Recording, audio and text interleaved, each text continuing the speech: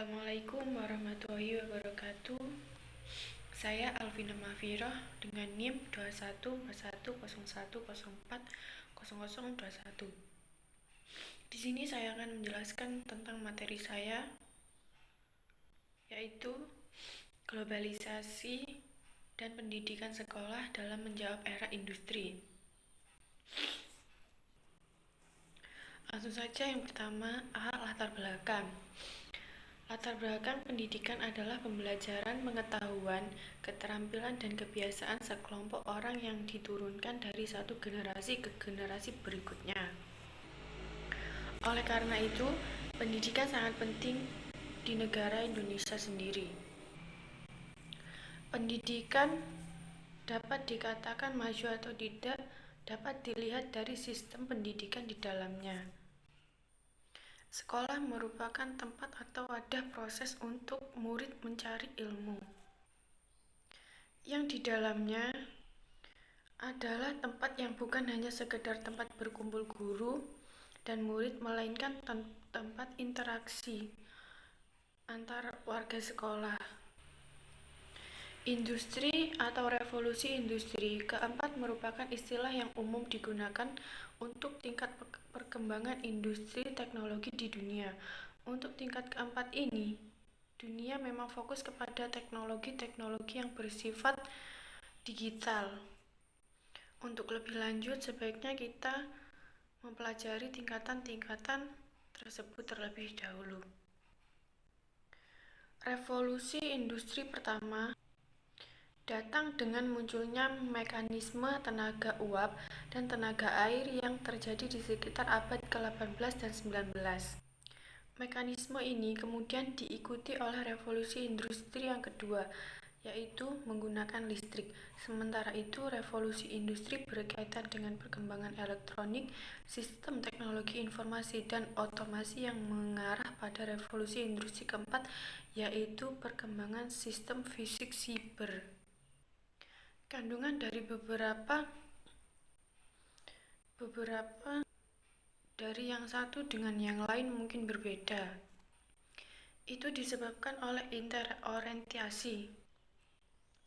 Menurut Bahtiar Raifan dalam Abu Ahmad, peran pendidikan sekolah ialah sebagai satu, perkembangan pribadi, pembentukan kepribadian, transmisi kultural, integrasi sosial, inovasi, para seleksi dan para lokasi tenaga kerja dari mengandung tujuan yang berbeda-beda.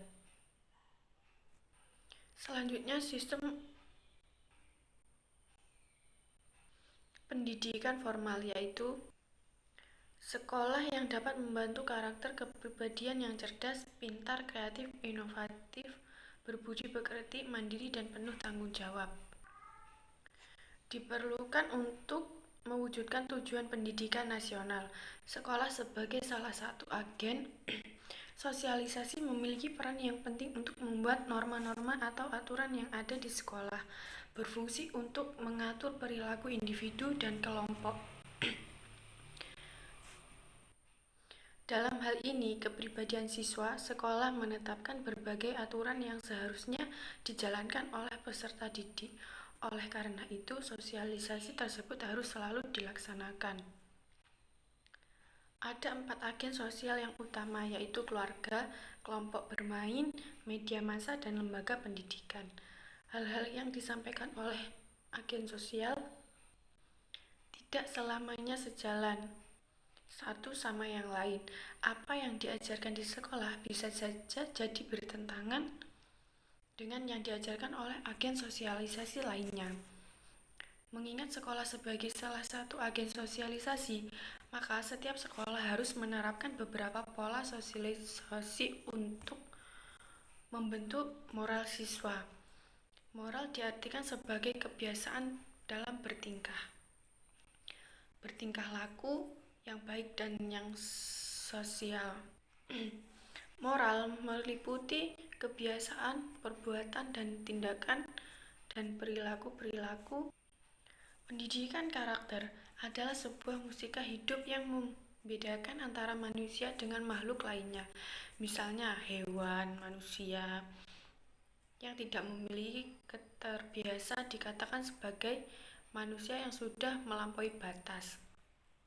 Seorang yang memiliki karakter yang baik secara personal dan sosial adalah seseorang yang memiliki akhlak dan moral yang baik.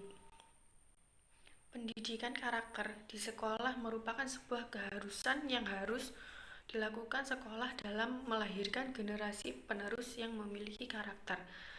Pendidikan karakter bisa dikatakan sebuah kebutuhan yang mendasar dan urgent, sehingga dengan pendidikan karakter siswa dapat diberikan bekal bukan dalam hanya ilmu pengetahuan, namun secara ilmu agama yang mampu menjadikan anak untuk menjadi yang lebih baik. Prinsip pembentukan watak dan pendidikan karakter melalui sekolah tidak bisa dilakukan oleh satu pihak, akan tetapi seluruh pihak atau komponen yang ada di dalam sekolah, baik itu kepala sekolah, guru, tenaga kependidikan, siswa maupun petugas kebersihan sekalipun. Kesadaran akan tanggung jawab dalam mempersiapkan peserta didik yang memiliki karakter baik harus dimiliki oleh komponen yang berada di sekolah tersebut. Dalam sekolah terdapat pelajaran pendidikan karakter anak. Pendidikan ini bisa dikatakan proses perkembangan karakter atau pendidikan karakter, di mana proses perkembangan karakter dalam diri seseorang tentu dipengaruhi oleh banyak faktor. Faktor tersebut dibagi menjadi dua, yaitu faktor bawaan lahir dan faktor lingkungan. Untuk itu, peran sekolah dalam mendidik karakter akan terbagi menjadi berikut. 1. Moral terkadang sekolah saja banyak remaja dan anak-anak yang hanya Indonesia namun di seluruh dunia mengalami krisis mental. Jelas bahwa pendidikan di sekolah bisa mencoba karakter anak-anak lebih baik. Moral itu menjadi nyawa kedua yang sangat dibutuhkan untuk tetap pada garisnya dan tidak melalui perasaan orang lain. Dengan itu, menjadikan anak justru yang salah di kemudian hari. Yang kedua, memberi penghargaan. Mengajarkan anak bukanlah hal yang mudah, maka sekolah bisa memberikan hal yang berbeda dan terkadang tidak bisa dilakukan oleh orang tuanya. Anaknya, apapun alasannya, menyekolahkan anak merupakan suatu penghargaan bagi mereka karena orang tua memberikan kepercayaan dan bisa mandiri untuk mengembangkan diri mereka sendiri. Yang ketiga, mensosialisasikan peraturan sosial. Dalam psikologi, kita mengenal ada hal subjek antara keluarga sehingga terkadang menjadi seseorang yang sama dengan kita atau dalam seseorang yang sama kita tidak atau keluarga yang sama dengan kita. Itu dibutuhkan sekolah yang bisa mendidik tanpa melihat siapapun anaknya dan jenisnya. Mengingat bahwa lingkungan keluarga juga kecil, maka ada peraturan yang bisa diterapkan juga lingkungan sosialnya lebih besar. Dari salah satunya adalah sekolah dengan anggota yang lebih beragam. Yang keempat, konseling. Tak jarang anak justru membawa masalah dari rumah dan bukan sebaliknya. Di sini sekolah bisa masuk dan mengajarkan hal lain yang mereka butuhkan. Mengingat anak-anak senang digurui sehingga sulit mengajarkan karakter. Tanpa trik mereka, konseling merupakan salah satu yang bisa dilakukan oleh banyak sekolah untuk mendidik mereka, di mana anak-anak terkadang ingin menggunakan hal yang menyebabkan mereka sulit menerapkan pendidikan karakter menjadi yang lebih baik. Yang kelima,